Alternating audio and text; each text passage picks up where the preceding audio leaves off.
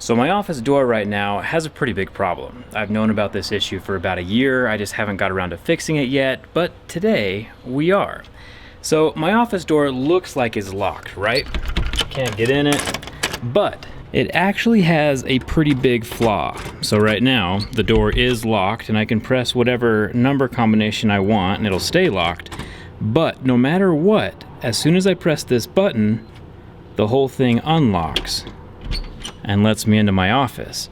Kinda sketchy, right? A door lock should keep the door locked. I have a bunch of broken phones in there that I need to keep safe. So I reached out to my buddies over at Anchor, and they suggested their most high-tech Eufy fingerprint scanning door lock. So today we're going to unbox it, take it apart, and then install it on my door, and hopefully the problem is solved. Let's get started.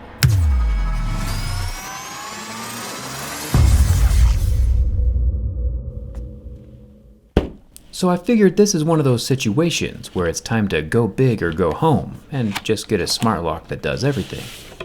This guy can unlock with fingerprints, a digital code, keys, or even Bluetooth. And the actual swap between the lock I have now and this upgrade will only take a few minutes.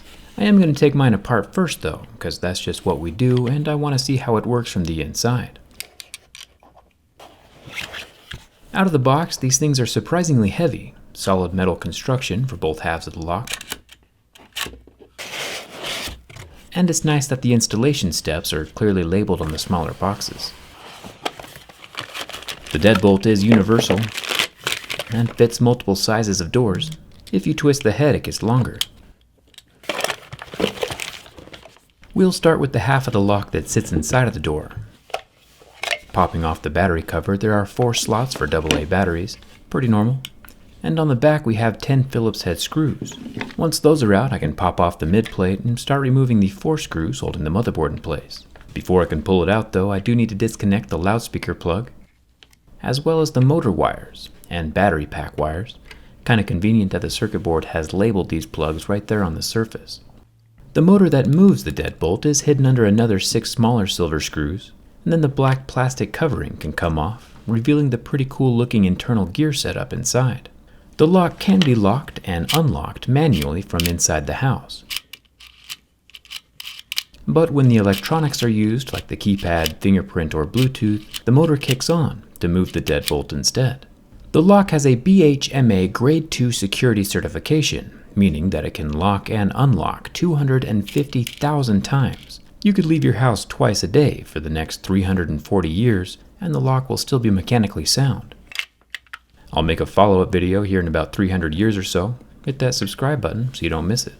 We'll see how the deadbolt connects to the 2 halves of the lock in just a second. I've got the motherboard reconnected and the inside half of the lock all put together. Now we can make our way over to the front side. This part of the lock sits on the exterior of the door, which means it needs to be extra secure from the outside. And since there are no visible screws, we're off to a good start. The only accessible screws are on the side of the lock that gets permanently attached to the door, so they'll be blocked when the lock is actually installed. There are 6 screws. Once those are out, the back metal panel lifts up, exposing the keyway, which is where the very uniquely shaped keys can get inserted into the lock. These keys are very specific, with a curved half-moon shape and the spikes of the key in the center of that curve. They're probably a bit more secure than the average key, but it also means they're a bit harder to make copies of if they ever get lost. I'll remove the thick rubber waterproofing gasket. This whole contraption is IP65 water resistant, so it can handle the outside elements. There's another 6 screws holding down the middle housing. The lock will also keep working in extreme temperatures, from -22 Fahrenheit all the way to 158 degrees Fahrenheit.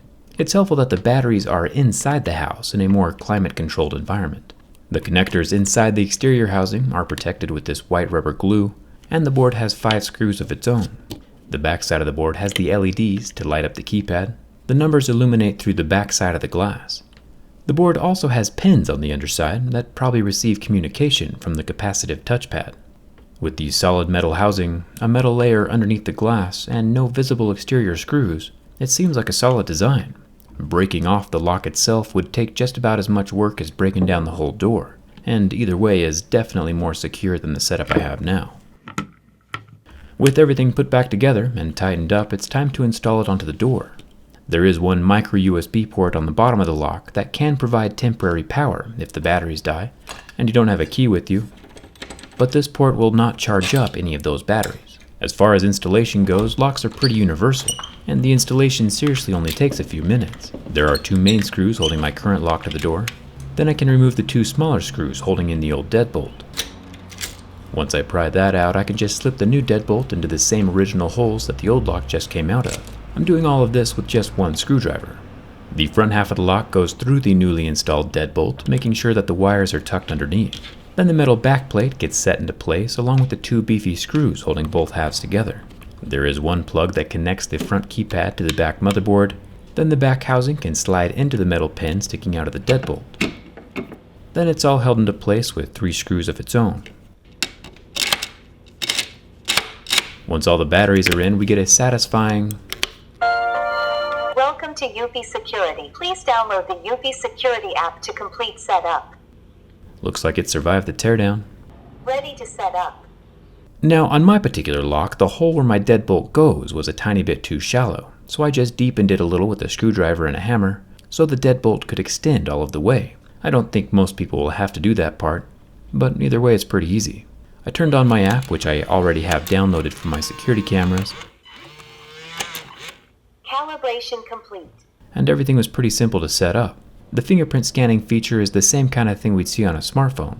It takes multiple pictures of your fingerprint and it's ready to go. The fingerprints are encrypted and only stored locally on the lock itself.